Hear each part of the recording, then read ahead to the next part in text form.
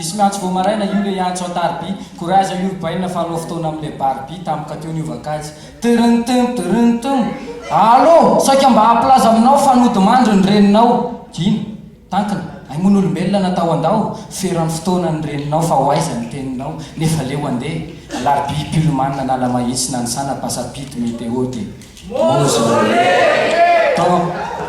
Dans le foie de canard, j'ai besoin de Pullman. Orphelin de l'homme, je manque ton Pullman. Je porte trop ton Pullman. Zolé zuncha et faille toi Pullman. Maman n'est pas là et j'ai mal man.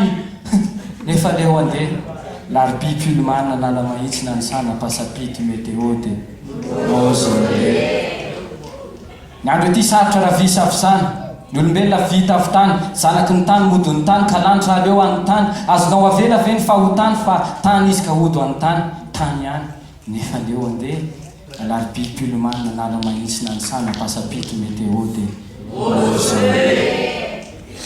mialaheloko manao lala mahitsy nitsikitsiky toy niany mahitsy lavitra mihitsy matsiaro manara matsiaro manitsy tsy eto aloha mama de matsiaro mangatsiky matsiaro manitsy nefa leo andeha alarby Pullman nala mahitsy na ny sana passapito météo de mausolée.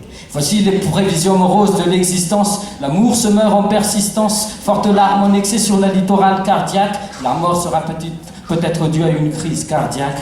Nefale wande. L'arbi Pullman nala mahitsy na ny sana passapito météo de mausolée. Fiainan'olombelona taony 194 andana mandeha mama veloma andana mandeha leo andeha. L'arbi Pullman nala mahitsy na ny sana passapito météo